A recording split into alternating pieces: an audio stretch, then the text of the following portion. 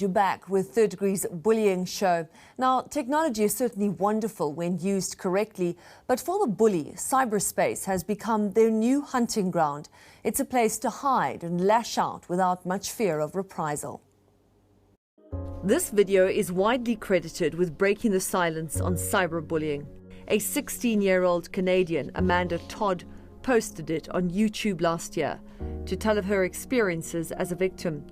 She described how in grade 7 she was persuaded by a stranger to expose her breasts online, and how that mistake came back to haunt her. A year later, she discovered a Facebook page had been set up using those very photos. She was teased mercilessly, changed schools. Sometime later, she started chatting online to an acquaintance. He convinced her to have sex at his house. When his girlfriend heard about it, she and classmates attacked Amanda at school, hurling insults. Depressed, she tried to kill herself. Her failed attempt was met with abusive messages on Facebook, many of them anonymous. For months she was bullied on social media sites, until finally she hanged herself. After her death, this video went viral. It focused attention on bullying in cyberspace. Cyberbullying is the incidence of bullying happening on social networks, mobile phones, online, and we are seeing a steady increase within the space of cyberbullying. One is protected when you're anonymous. You can say and do what you like to other people. Researchers at Pondering Panda have done a study on bullying, sourcing opinions from teenagers via cell phone. They say anonymity allows cyberbullies to strike with venom.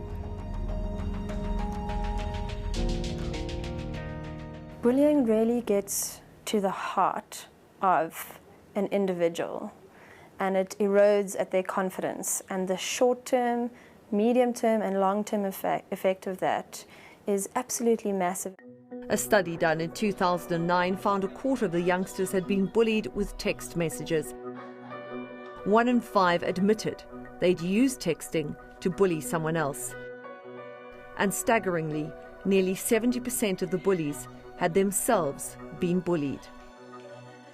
Recent research reveals just how big the problem has now become. We spoke to over 12,000 learners across the country, as well as family members of learners, to get a sense of what are the issues bothering them. And to all of our surprise, bullying came out tops, time and time again, where we started realizing, hang on a second, this, from a learner's point of view, is a really big issue, and it's inhibiting their ability to learn at school, their self-confidence, and their future prospects. And that's what happened to a former student at Krugersdorp High. Kelly, again not her real name, experienced firsthand the effects of cyberbullying. In January last year, she had a fallout with friends. All of a sudden the cyberbullying started, and they started harassing me over Facebook and BBM. On BBM they put a picture of diet tablets, and then they said, you should really take this, you need it. They also put that on Facebook. They were harassing me on Facebook, saying ugly things. They were commenting on my skin. They were just really downgrading me. And the Sunday night it started getting very bad, and she said to me, Mom, I don't want to go to school. And I said, there's no ways that you will run away. It's showing that you're a coward, that you're scared of them. I said, go to school and report it. The next day at school, she warned the deputy principal she didn't feel safe. I went to her, showed all the messages, and she's like, don't worry, we'll sort it out, nothing will happen. You can come to me after first break. But by break time, the cyberbullying turned physical. This video shows what happened next. The attacker with the pink headband and playing with a glass bottle approaches Kelly. She leans in, hits Kelly with the bottle, seen here at the back on the right. Kelly steps back. The attacker takes a second swipe. Kelly, with blood on her forehead, steps out of reach. It's a big issue because it's absolutely pervasive. When learners are asked, do you feel safe going to school? A good almost 40% of them saying, no, I'm worried about my safety at school. And I have been in the past, or I'm currently a victim of bullying. And that's almost 60% of youth across the country that are at schools saying that I've been in these instances where I've been on the receiving end of bullying. And often I don't know where to turn. After the incident, I was hurt. I was too scared to go back to school. I didn't want to go back to school. I was too scared they were going to carry on attacking me. It felt like I was the laughing stock of the school because I was a girl that got hit. I didn't want to go back to school. I didn't feel comfortable.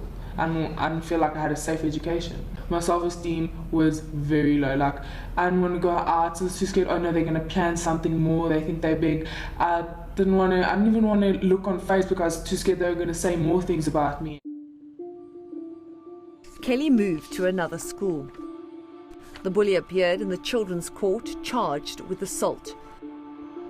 She pleaded guilty, was ordered to go for 6 weeks counselling. When she showed remorse at her disciplinary hearing, the Department of Education decided to correct her behaviour rather than expel her. You can only suspend a learner for no more than 5 days. So they received that suspension. There was a disciplinary hearing that was convened within that 5-day period, and there was a sanction that was given. So the learner then was allowed to go back to school. But bullies themselves need urgent help, even though parents may be in denial. For parents, it's important to take the child for help, for professional help. You know the reason parents won't do that, because it's going to expose your difficulties or your failures of upbringing. So parents are not likely to identify the children as bullies or to take them for help. And I think they should take them for help, because changing that child's life also changes your own life. Coming up, how bullying left unresolved can lead to gangsterism.